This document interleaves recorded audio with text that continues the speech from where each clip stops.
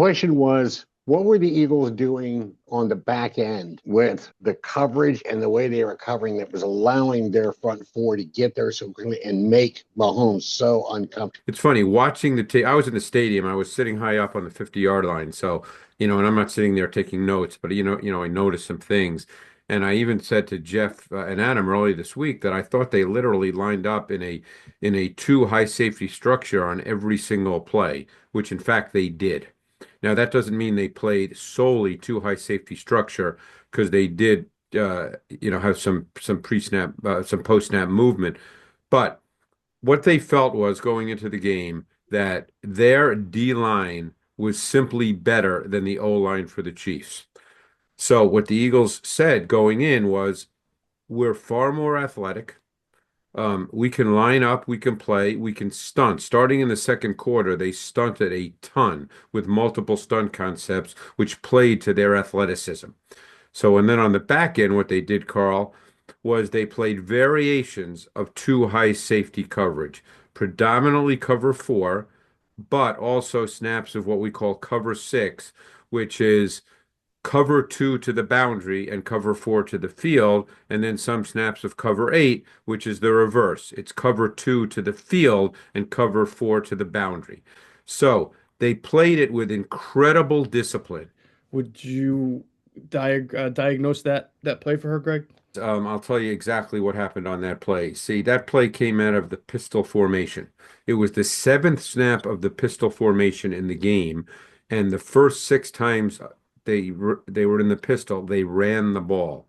There were four zone runs and two gap scheme runs. So the pistol formation on that particular play, they went with gap scheme play action, okay? And then they had a post dig combination, and Goddard on the side of Smith ran the outcut. It's a very common quarters beater concept when you have a post and an outcut on the same side of the formation. So the Chiefs ended up rotating to a two high safety coverage with a cover four look. So what happens in a cover four look is the safety has to react to Goddard on the outcut, so it left Smith one-on-one versus Watson with no safety help deep.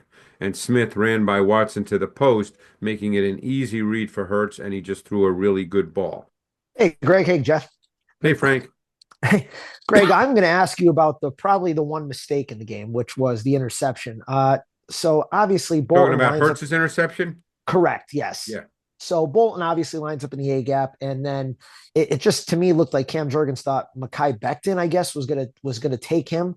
Right. Well, Get it?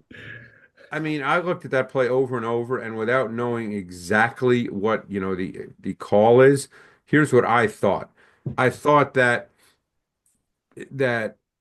they slid the line to the left. So when you see Jurgens, when you see Dickerson, and when you see Mailata, they all slid to the left. Okay. And on the right, it was man to man, because normally on the backside of a slide is man blocking. So I thought it was on Barkley, but I could be wrong. So because Jurgens had no interest whatsoever in Bolton, no interest whatsoever, because he was sliding to the left. And they, as I said, beginning with Jurgens, they slid left, and then it was man to man on the other side. So Becton had to you had to pick up the defensive tackle, and the right tackle Johnson picked up the D end. So I thought it was on Barkley. Maybe if Jeff Statler was on the call, he'd tell me I'm wrong, but that's what it looked like to me. My quick question was, the Eagles' defensive line was really able to clog those lanes. Like if they got edge pressure, like the interior pressure was right there with it. What did they do in regards to that? I think they were really disciplined in what they did, and don't forget, Mahomes did get out a couple of times. He did get out, and I think it was by design on the DeJean interception, which, by the way, I thought was incredible back end discipline, just because they went with a four strong concept. The Chiefs did to try to flood the zone, and the Eagles matched it beautifully, and that left DeJean basically as a free defender. And I don't know, again, I don't know what Mahomes was thinking, only he could tell you that. But he just didn't see him. He threw it right to, it was a rookie throw. He just threw it right to him. So I don't know where he thought DeJean was. Like I said, only he could tell you that. But the Eagles did a really good job with discipline, both with their rushes, and they really started stunning. I think the DeJean interception was their first stun, and then they stunted a ton. I think I made a note of how much they stunted throughout the game. I'm looking at my notes. Let's see. I said stunt concepts were a foundational part of the Eagles' four-man D-line pass rush. They did not stunt at all in the first quarter, but then in the final three quarters, they featured 12 stunt concepts. In the second and third quarters, they stunted on 4 of 8 critical downs, meaning third and fourth down. With Barkley, just being contained and stuff, would you be able to talk a little bit about the safety play from the Chiefs? Because contrary to what people believe, the Chiefs did not load the box. They did some really cool things, but they did not load the box. They had some really cool run blitzes on early downs. They often lined up in a two deep shell and then had one of their safeties come down at the snap of the ball because what they were trying to do was to show Barkley a lane to cut in and then close that lane with one of the safeties coming down. But they didn't everybody just automatically assumed because Barkley had 25 for 57, oh, they just loaded the box. That's not really what they did. And actually Spags had a really cool plan to stop Barkley. Wilton's question is about the Devontae Smith touchdown again. What was the defense in?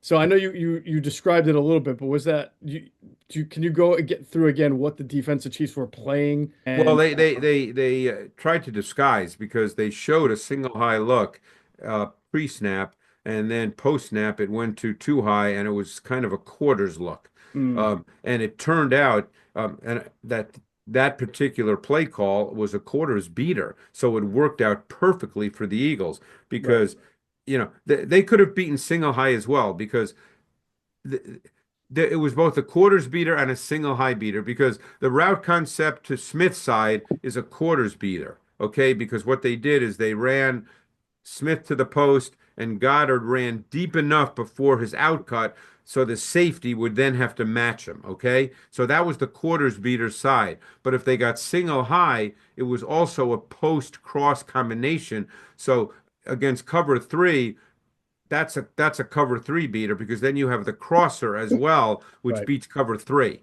So it just happened to be a really good play call, and they went shot play. Obviously, as we said, it was right after the Chiefs gave the ball up on downs. Go ahead, Greg. Hey, Eddie. Hey, I wanted to ask about Nolan Smith's block on or block destruction on Trey Smith. Well, it's funny because I always thought he was a pretty good run defender. I thought the area that he had to improve was as a pass rusher, which he certainly improved as this season went on. But that play was big time. I mean, he stood up Trey Smith. I think we were probably all surprised by that because he weighs 238 and Smith probably weighs 330, but he stood him right up. And it was just one of those plays where you kind of went, wow. I mean, but it was just part of a great performance by the Eagles' defensive front. I mean, how about LIX Hunt just having some dominant snaps as well? That kid's going to be a really good player, by the way. And Milton Williams, we've talked about him all year. I know I have, and he had another. I mean, the sack fumble. He just drove Caliendo right back into the pocket, but he had other good plays as well. They were just so much better up front. It was just an ass kicking, quite frankly. They were just better. And they clearly had the conviction, Vic Fangio and staff, that they were better based on what their plan was, because they did not rush 5 one time in the game.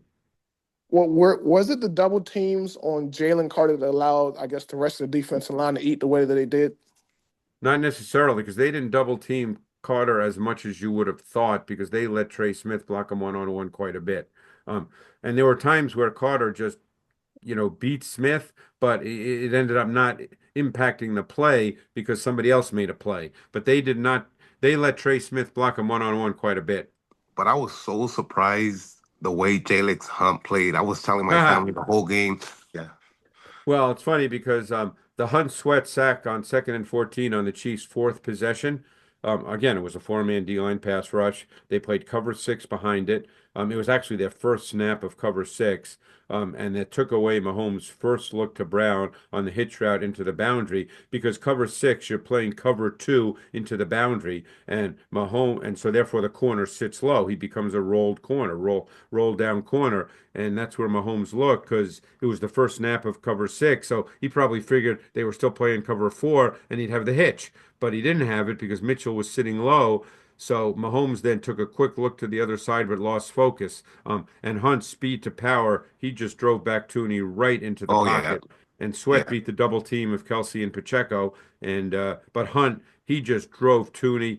Is there anything the Chiefs could have done to kind of adjust? I mean, again, Andy Reid's obviously a pretty smart guy, and he's going to be a first ballot Hall of Famer. But I think that the other part of the way the Eagles played, Eric, was they were daring the Chiefs to run the ball. Because when you play too high on every snap, you're daring an offense to run the ball. And they didn't.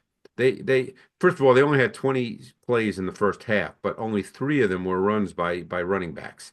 And I think at some point, and by the way, the Chiefs had success running the ball. They don't have a great run game, we know that, but there were games that they had success relative to the context of their offense. They're never going to have a back go 25 for 150 because that's not who they are.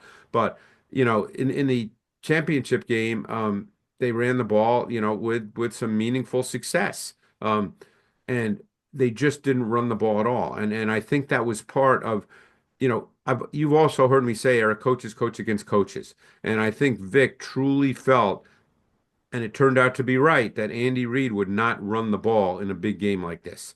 And they didn't. And I think that they probably needed to do that to just change the tempo and feel of the game, and because they just let that D line, eat. Those guys were not the least bit concerned about the run.